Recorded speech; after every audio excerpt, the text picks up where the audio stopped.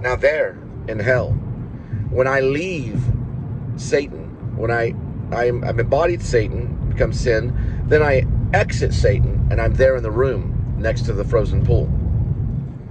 Here's one of his beasts here. And why is it red and blue? Remember, the blue covers the red. The red is the blood of the lamb. The blue makes it sad. It makes the blood of the lamb sad. I see. That's why it's blue and red. Blue represents sad or sadness. The red is the blood of the lamb. That's why it's red and blue. It'll change to green and yellow, which are the colors of vile. Yes, so is blue and red. The blue blood in the red too is another reason why. The Crips are the blue blood. The Reds are the homies. The Reds are they're called the Bloods, but it's the blood of the lamb that I'm talking about. Now listen. When I come out of Satan, I'm me. I'm the director. So I can talk to the camera however I want. And I tell, this is kind of Brechtian almost in a way. It's more Spivian. It's a little Lynchian too, if Lynch ever would have done this, but he didn't. So I look at these characters, and one is called RB, and one is called JQ. So I approach JQ, and I lead her from the pool, because most of them are in that room looking at Satan eating these characters. This Cassius and Brutus, and Judas Iscariot, which is not a character, he was a real person. But they're watching them suffer. And that's what they do. All these people in hell, they're led to this room to pass by to see Satan for a moment. And then they go past the lava and back to their forbidden hell, which is basically like the lust. They're cut into one another. They fly around like these embodied spirits. You got to read Alighieri's poem to understand. But I'm taking from it. So I take JQ and I go to this lake of fire. And I say, jump into the lake of fire. And she looks at me and she says, you don't command me on what I do. And I say, my Messiah told you to. And without thought or anything, she's thrown into the lake of fire by this force, which is basically the Trinity. Throws her into the lake of fire. This spirit throws her in. You don't even see it. It's whoosh. And then she dissolves. And a cross dissolve. Or you saw a cross fade. It's a cross dissolve of 0.2. She's gone. Now, another thing. I see RB. I say, RB, jump into the lake of fire. He goes, I don't listen to you. And I say this. My Messiah told you to. Boom. Without hesitation, he goes right into the lake of fire.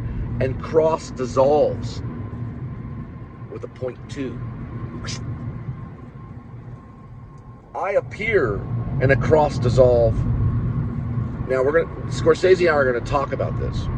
Is it a 0.2, or is it like a point? I mean, is it a 0.2, or is it a 4-second dissolve? I'm taking it from some other filmmakers.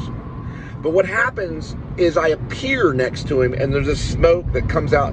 We can all do this physically, right? It can be done physically with like a smoke machine. I think it's called a fog machine. A little bit of advertisement there. It's Prime. It might end up on Prime. Nah, it's only in the movie theaters. Listen, these cats can only catch this in the movie theaters. It'll be like fog, and you'll see me slowly appear next to him, and you know that you could direct the smoke where it looks like I've come from this dragon-like character called Satan that has 3 faces, and then I'm standing there, and I'm the director. I'm me, because you can see me on the vlog. Now, I'll look a little bit different as, what is it, his character's, the other character's name is, that I play is a state trooper.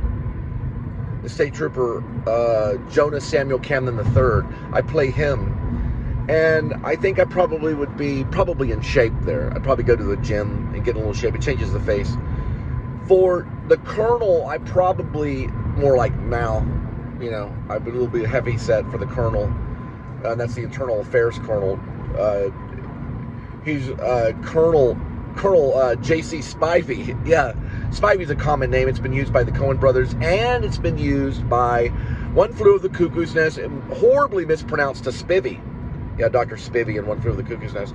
It's actually pronounced Spivey, S-P-I-V-E-Y. That's why you have an E-Y. It makes the long sound of I. It's Spivey. They mispronounced it, but spelled it correctly, and One Flew Over the Cuckoo's Nest. So right there, that's 3 characters. Who is that? Think about it. I'll give you a clue who you're looking at, almost. I think he was just British, wasn't he? He was in Doctor Strangelove. Who you're looking at right now is this guy. Bum bum bum bum bum bum da da da da da da ro ro ro ro ro ro meow meow meow meow meow. Peter Sellers. Right. It's like Doctor Strangelove. I am going to mention Doctor Strangelove and how we learned to love the bomb. The only difference is, what are we facing? A spiritual war. Ask Scorsese. He knows all about this. We're facing a spiritual war. Back in the Cold War, when Stanley Kubrick was making Doctor Strangelove, we were facing a Cold War. We're facing a spiritual war now. And he made a comedy about the bomb and how we learned to love it. We have to learn to love the spiritual war between the Satanists, the Christians, and the Jews. The Jews aren't exactly Satanists because they do follow the 10 Commandments. The Satanists usually don't. But the Jews are the Antichrist because they don't acknowledge Christ. Anything that does not acknowledge Christ, any living creature that does not acknowledge Christ, is the Antichrist.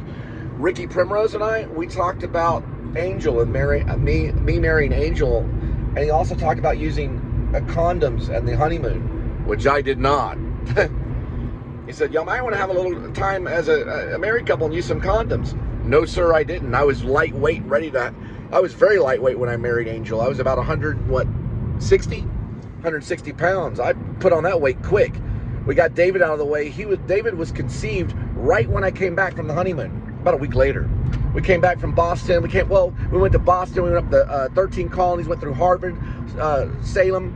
We went all the way up through upstate New York. We should have stopped in the city, but we didn't have that much money.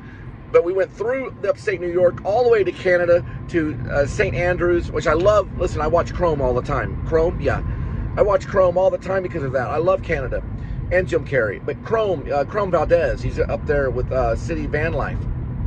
I want to see if he want to be a part of Grace A.K. Ware vlog, but I don't know if I want to pull him from his heaven of Canada. He loves being up there in that Mercedes and the Sprinter and his truck, and I mean his ambulance. He's putting together his ambulance, and he's a van dweller. Remember, Jed Wilson's a van dweller. But anyway, we'll get to the story. Listen, I'm not going to rush this novel. I'm not going to let you guys rush this novel. I've rushed so many novels. Hey, look at Lyft coming through.